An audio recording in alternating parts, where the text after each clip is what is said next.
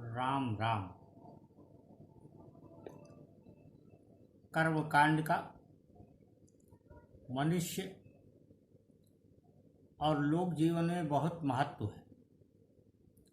कर्मकांड भारतीय हिंदू मनीषा में वह पद्धति है जिसने न केवल व्यक्ति विशेष को बल्कि लोक के बहुत सारे मानव को आजीविका के अनेक अवसर दिए हैं।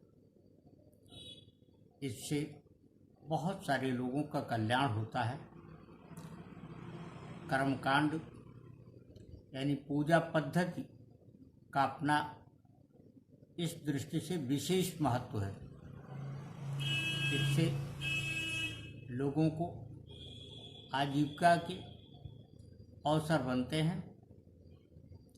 व्यक्ति विशेष के व्यक्तिगत और सामाजिक संबंधों का भी विस्तार होता है।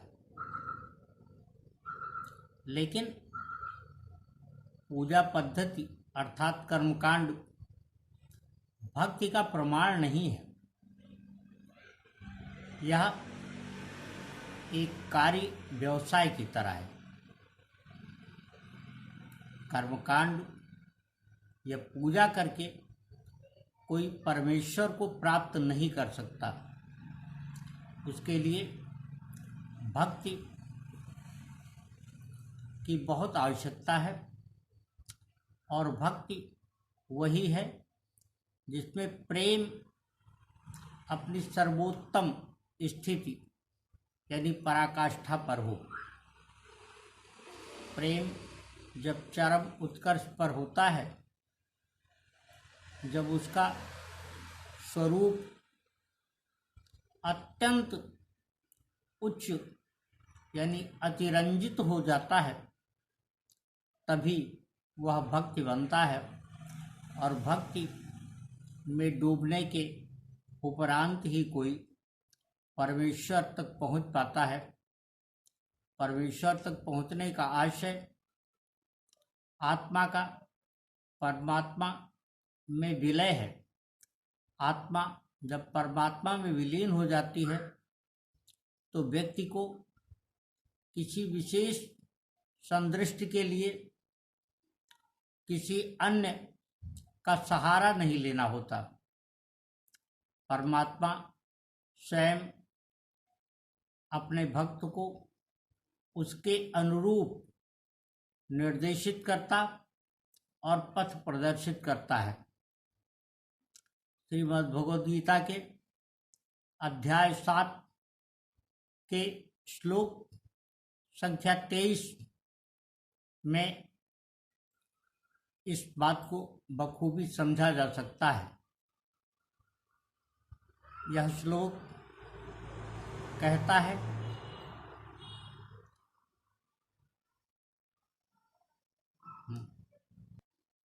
अंतवत्तु फलं तेषां तद भावत्यल्पमेधसां देवान् देवजो यान्ति मद्भक्ता यान्ति मामपि। इस श्लोक के एक एक शब्द को अगर देखें तो स्पष्ट है कि श्री कृष्ण ने जो परमेश्वर रूप में प्रकट हुए और महाभारत के दौरान उन्होंने अपने विराट रूप का अर्जुन को दर्शन कराया, वो स्पष्ट रूप से कहते हैं कि देवताओं की पूजा करने वाले देवताओं को प्राप्त हो करते हैं। वह सीमित समय के लिए अल्प लाभ प्राप्त करते हैं और देवताओं के पास जाते हैं। लेकिन जो मेरे भक्त हैं वह मुझे रमते हैं और वह मुझे प्राप्त होते हैं, मुझे अर्थात परमपिता परमेश्वर को। और जब कोई परमपिता परमेश्वर को प्राप्त हो चुका होता है तभी वह सही मायने में संत स्वरूप बन पाता है। उसका स्वरूप उस समय भले भक्त का हो, भले भक्ति का हो, किंतु परमेश्वर में विलीन होने के बाद किसी का अपना कोई अंश, अपना कोई अस्तित्व नहीं रह जाता और ईश्वर स्वयं उसके हितों को देखता है और उसके अनुरूप मार्गदर्शित करता है। किसी सज्जन व्यक्ति को कभी किसी से किसी प्रकार का कोई भय नहीं होता, चाहे वह कोई भी क्षेत्र हो। इसके विपरीत जो असज्जन प्रकृति के लोग हैं, दुष्ट हैं, दुष्चरित्र हैं, जिनका सद आचरण नहीं है, वह सदियों किसी अनजान अपरिचित व्यक्ति के सामने सशंकित, सहमे हुए और भयभीत होते हैं। इसके ठीक विपरीत जो सच्चरित्र, सत्यनिष्ठ, संस्कारवान और ईमानदार लोग होते हैं, उनको कभी किसी से किसी प्रकार का कोई भय नहीं होता।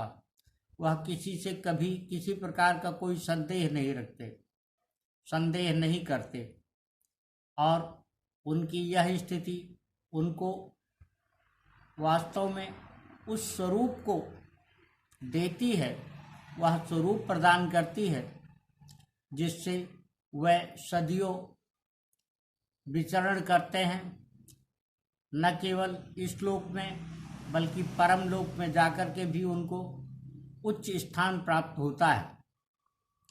ऐसे लोगों के बारे में कहा गया है कि वह अपनी दिव्य शक्तियों से,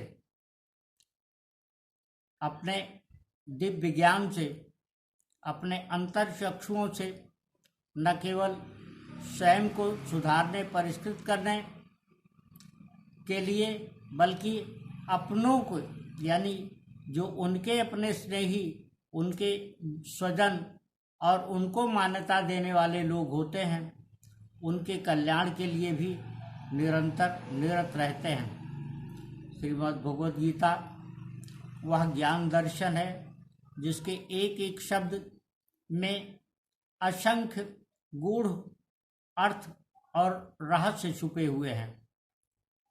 तथापि इसके किसी एक अंश को सहज ढंग से समझना कठिन नहीं है, किसी एक शब्द को सहज रूप में समझना कठिन नहीं है। बस ध्यान देने की आवश्यकता है। शब्दों का विन्यास और शब्दों के संबंध समझने होते हैं। शब्दों की व्याख्या अपने आप यानी स्वतः स्पष्ट है। श्रीमद् भगवद गीता को जानने, समझने और उसके अर्थ को मन मस्तिष्क में बिठाने के लिए किसी खास प्रयत्न की आवश्यकता नहीं होती है। आवश्यकता होती है तो सिर्फ ये कि परम पिता परमेश्वर यानी ब्रह्म, जो साक्षात कृष्ण के रूप में महाभारत काल में उपस्थित हुआ, उसमें रम जाने की। अगर हम भक्ति की उस अवस्था को प्राप्त कर लें तो हमारे सारे कार्य निर्विघ्न होते जाएंगे। और उसके लिए एक बहुत ही सहज उपाय है परमेश्वर में परम भक्ति। वह परम भक्ति प्राप्त करने के उपरांत हमें किसी भी अन्य की सहायता अथवा किसी अन्य के मार्गदर्शन की आवश्यकता नहीं पड़ेगी और कोई व्यक्ति इसे अपना करके आत्मगुरु भी बन सकता है। आत्मगुरु बनने के लिए केवल इतना करना होगा कि उसे गुरु के स्थान पर श्रीमद् भगवद गीता को रख देना होगा और उसे समझने का यत्न होगा। उसकी दृष्टि, उसके दिव्य चक्षु स्वयमेव खुलते चले जाएंगे। यही हमारी आकांक्षा और प्रार्थना है कि सभी लोग जिनके पास जरा भी समय हो, वह किसी कारण से कभी पूरा समय न निकाल पाएं, लेकिन जब भी उन्हें समय मिले उन्हें श्रीमद् भगवद गीता का अध्ययन, मनन और चिंतन अवश्य करना चाहिए। राम राम।